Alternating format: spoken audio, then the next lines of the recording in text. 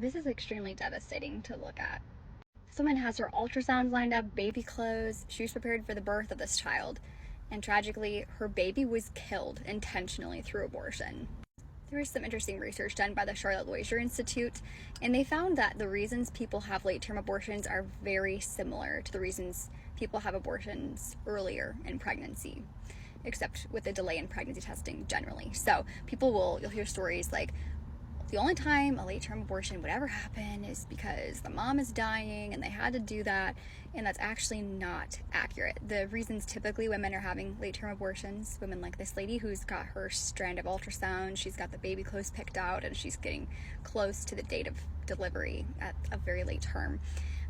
These women typically are having abortions, for financial reasons or for circumstantial reasons, because the father is not supportive, not in her life.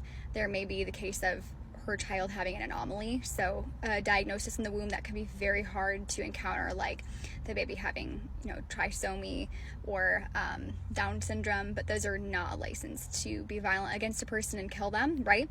And of course, the case people always come back to is women being sick in pregnancy. And the truth is that pro-life laws always make room so that anytime a woman is facing a complication in pregnancy, that she can receive the care she needs. There's never a need for any kind of abortion. Late-term abortion is not life-saving, it's life-ending. It kills beautiful, valuable people in the womb. And every single day on obstetric wards across America, just walk down the street to your local hospital, that's where life-saving care is happening, and it's not abortion.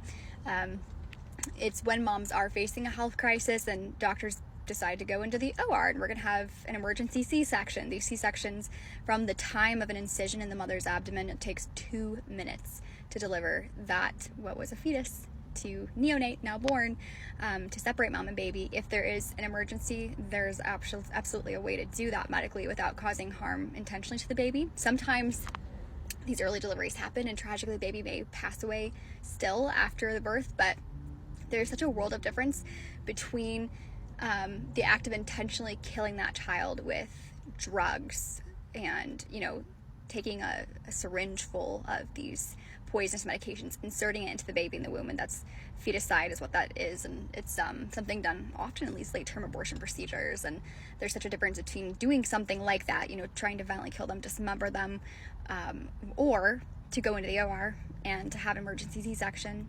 That is such a different scenario than intentionally killing a baby. So I hope that in looking at this woman and her reflection on her late-term abortion, we can remember as a society that there is never a time it's acceptable to intentionally kill an innocent human baby in the womb. It's not okay.